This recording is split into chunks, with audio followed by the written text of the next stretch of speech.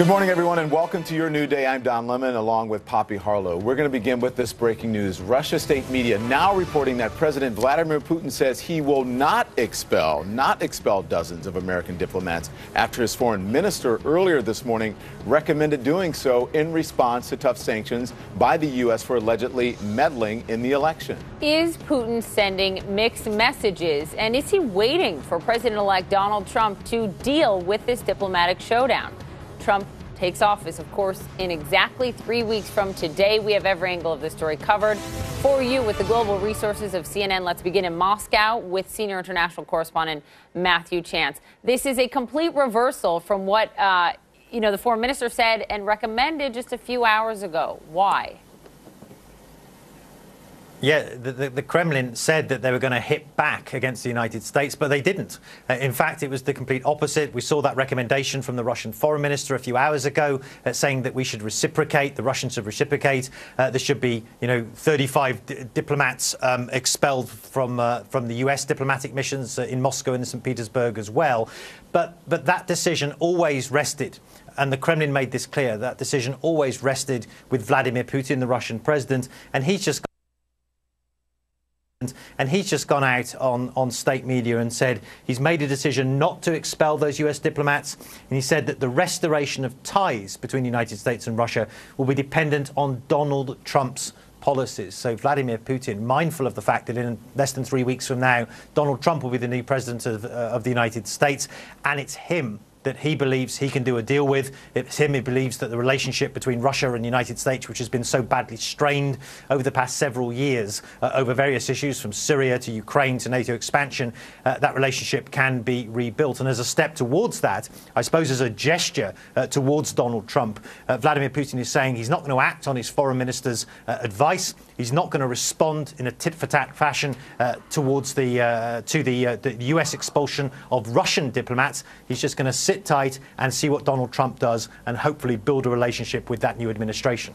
But not do it without some tough words for President Obama. Just looking at the statement in from the Kremlin and Vladimir Putin just to us now, ending it by saying, I pity President Obama and the administration for finishing their work this way. Then going on, Matthew, to inviting all children of American diplomats in Russia to the Kremlin for Christmas and saying congratulations to elected President Trump and the American people. All right, we'll keep following this. Matthew Chance, thank you so much. This announcement from Russia coming right on the heels of these tough sanctions against Russia announced yesterday by the Obama administration. This targets Russian intelligence agencies and the expulsion of dozens of suspected spies. U.S. officials say they were posing as diplomats. Our Justice correspondent Evan Perez is live in Washington with more on that. Good morning, Evan.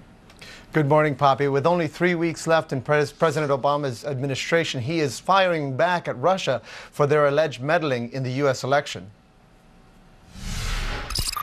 35 Russian diplomats now have less than 72 hours to leave the country. U.S. intelligence officials say that they were spies posing as diplomats. Their expulsion part of a massive crackdown by President Obama against Russia's alleged election cyber attacks. The White House retaliation also includes shutting down 2 Russian compounds located in Maryland and New York. What these individuals were doing were basically collecting intelligence. There were intelligence officers operating here and using these compounds for intelligence collection purposes. The U.S. sanctioning 9 Russian individuals and entities, including the Russian spy agency, the FSB, and the Russian military intelligence unit, the GRU. U.S. intelligence officials say the GRU ordered the attacks on the Democratic National Committee and other political groups under orders from the Kremlin. In a statement, President Obama says the cyber attacks could only have been directed by the highest levels of the Russian government. Obama and U.S. intelligence officials have implied that Russian President Vladimir Putin was directly involved in the hacks, in part to hurt Hillary Clinton's campaign. Obama warning, quote, all Americans should be alarmed by Russia's actions. The stiff sanctions drawing bipartisan praise. We cannot allow a foreign power to impact our elections. We're the United States of America, and you will not mess around with our election system. Speaker of the House, Paul Ryan, calling the sanctions overdue, as Republican Senators John McCain and Lindsey Graham vow to hit Russia harder, calling for even stronger sanctions. They need to name Putin as an individual in his inner circle. because nothing happens in Russia without its knowledge or approval. Meanwhile, the White House looking to take covert retaliation as well, saying, quote, "These actions are not the sum total of our response." The U.S. says it is ready for any response from Russia. The truth is that we enjoy the greatest capabilities of any country on earth. That's offensive and defensive. And Obama has now also declassified intelligence on Russian cyber activity to help cybersecurity companies both here and abroad identify and detect and disrupt Russian cyber attacks in the future. Don? All right, thank you, Evan. Appreciate that. President-elect Donald Trump dismissing U.S. sanctions against Russia. For months, the president-elect has denied the U.S. intelligence community's conclusions on Russia's meddling in the election. Trump now says he will meet with intelligence officials next week to get the facts. And those facts keep changing. And we go to CNN's Jessica Schneider for that with an update on the story. They do keep changing. They do keep changing, Don. And Donald Trump continues to express that skepticism that he has repeatedly expressed about the alleged Russian attacks. He continued the doubt when he spoke outside Mar-a-Lago, saying we should, quote, get on with our lives. And then Donald Trump issued this statement saying it's time for our country to move on to bigger and better things. Nevertheless, in the interest of our country and its great people, I will meet with leaders of the intelligence community next week in order to be updated on the facts of this situation. But top transition advisor Kellyanne Conway says the sanctions seem largely symbolic. She continued to cast doubt on the intelligence itself, and Conway also accusing President Obama of playing politics. Even those who are sympathetic to President Obama on most issues are saying that part of the reason he did this today was to, quote, box in President-elect Trump. That would be very unfortunate if that were if politics were the motivating factor here, but we can't help but think that that's often true. Conway refusing to say if Donald Trump will reverse the sanctions once he takes office. Chief of Staff Reince Priebus only saying that it is up to the president-elect and that Trump will be talking to his leadership at the Defense Department and the State Department before making any decision. But it's interesting to note current White House Homeland Security Advisor Lisa Monaco saying any rollback of sanctions would be, quote, highly unusual and inadvisable. Poppy and Don. Thank you very much for the reporting. So much to discuss. Let's bring back Matthew Chance and Evan Perez, and let's welcome in more guests. Robin Wright, contributing writer to The New Yorker and a joint fellow at the U.S. Institute of Peace and Woodrow Wilson Center. Also with us, Philip Mudd, CNN counterterrorism analyst and former CIA counterterrorism official. Let me begin with you, Philip Mudd, because this is just, no one expected this morning. We expected tit for tat. We expected Russia to do what the Kremlin said they were advising Putin to do, and that is to pull back and to push out, expel these U.S. diplomats from Russia. Now Putin comes out with this statement saying he's not going to do that. He's going to defer any action until Trump takes over and not create problems for American diplomats. What do you make of this? But this is remarkable. You can dismiss Vladimir Putin as sort of a tin pot thug. Let's be clear, the man is smart, if not brilliant. Let's go back over the past few years. Annexing Crimea, hugely popular in Russia. Putin's approval ratings in Russia hovering at or above 80%. Unthinkable for an American president to have ratings like that. When the Americans pull back from Syria, who moves in? The Russians. And now they've succeeded. Just over the past week, there's a ceasefire on Thursday night and potential peace talks brokered by who? The Russians, the Turks, the Iranians, the Americans not there. Now, finally, he looks like the good guy this week in refusing to cooperate in tit for tat. I think what's going on is he's setting the stage as President-elect Trump is trying to reach out to say, if you want to talk, you want to make America great again, I want to make Russia great again, let's sit down and talk. I think this is a brilliant move. Yeah, and listen, there have been some in the political world and also in the intelligence world who would say that these leaders, including Netanyahu, and Putin, they're actually playing Donald Trump. This is a strategy, Donald Trump, that they may not be so friendly towards him, but a strategy that they're using to their benefit to get what they want. And I have to ask you this, Robin, isn't this the whole reason that President Obama and Bush before him refer to one president at a time, and any foreign policy decision or questions about it would be targeted to the person who was in office at the time and not the incoming person? Absolutely. And Vladimir Putin is clearly playing to a lame duck president, taking advantage, whether it's on the issue of cyber attacks or on Syria, in positioning himself for the next administration and building power, building his position. Phil Mudd's absolutely right.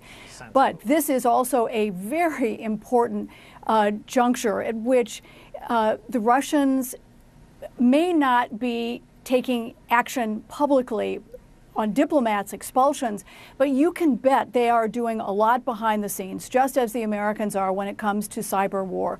That the real action on this issue is playing out in ways that are not visible, that are they're going after each other's systems ever more, that there is likely to be an intensification of the cyber war.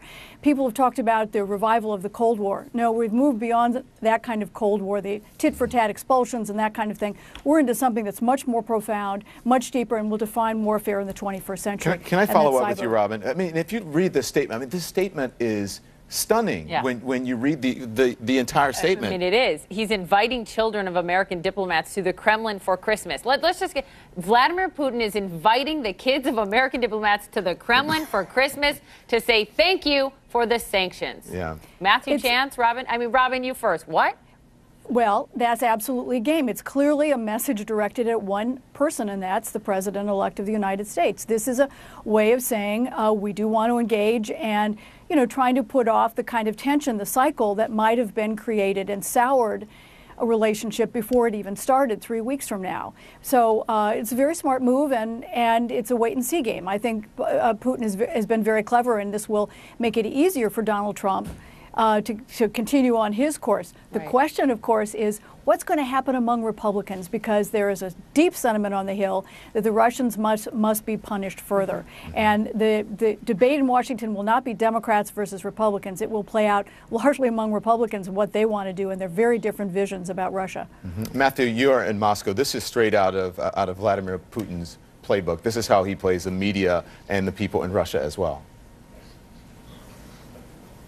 No, it's classic. He's an absolute master of this kind of thing. I mean, he's almost literally playing Santa Claus at this time of year by inviting those children of U.S. diplomats to the Kremlin to witness these amazing sort of New Year shows that are staged there every year. And he's doing that, of course, to reach out to Donald Trump yet again. He's repeatedly reached out to that administration in waiting because he needs it. He needs Donald Trump. He needs a friendly administration in the United States to alleviate the sanctions on the country that have been imposed by President Obama, to perhaps look again at the annexation of Crimea, to look again at NATO expansion, and of course the conflict in Syria. Well, we've all been talking about this. Russia, along with its partner in Turkey and with others and with the Syrian government, have given Syria the best chance it's had in years of ending the devastating conflict there, and that would be in the favour. It would be an end in the favour of Russia, and he wants the United States administration of Donald Trump to be part of that as well. And so there's all of these issues that Vladimir Putin wants to do a deal with Trump on, and he doesn't want to, you know, kind of ambush that relationship before the administration's even begun. Evan, to be clear, three strained, if not adversarial, relationships with the current administration look quite rosy when it comes to the incoming administration. Within the last 24 hours, Bashar al-Assad in Syria, Benjamin Netanyahu in Israel, and Vladimir Putin in Russia have said glowing things about the president-elect and damning things about the sitting president. Well, that's right, and I think for the Obama administration, which has spent a lot of time in the last few years trying to figure out what to do about the Middle East, trying to get Israel and the Palestinians to the table, trying to figure out what to do about Syria, and having seen what happened in Libya and the intervention there, trying to not repeat those mistakes. I think one of the things that's been frankly frustrating for them is to see them coming out, frankly, looking so badly on all these fronts. But I'll say one last thing about what Vladimir Putin is doing here. We're now going into the third presidential administration in which he basically gets to start over. If you remember, George W. Bush said that he looked into his eyes and saw his soul, and then at the end of that administration, you know, he had invaded Georgia and taken territory, and that relationship soured. Barack Obama tried to reset the relationship. We see where that has ended, and now Vladimir Putin sees, he's kind of come out ahead in both, administrations, 16 years of relationships with American presidents. He can now, start over again with Donald Trump, and we'll see what he can win out at the end of that period. I think that's why you see the intelligence community, the Defense Department, the Pentagon, the law enforcement community in the United States is very skeptical of the Russians and their intentions here. Except, Philip Mudd, Russia hasn't come out ahead really over the last 16 years when it comes to their economy. I mean, the sanctions that the U.S. and Europe have slapped on them, Phil Mudd, have really hurt them. There's a lot of bluster and verbiage and whatever you want to call it from Putin, but it actually hasn't benefited the Russian people. I think that's right. You got to look at this two ways. First, as you're suggesting, there's an economic piece of this. Sanctions might have actually impelled Vladimir Putin, who has to at least think at some level about his domestic constituency, to move forward to try to develop a new relationship. But let's move beyond that and say, are we going to see, because of these Russian moves, Putin's moves, some removal of sanctions? You heard Robin Wright rightly point out that the Congress itself has said there has to be some sort of measure, additional measures as a result of tampering the election. So it's not just the president-elect who makes decisions about Putin. It's the Congress who I think will put another foot down.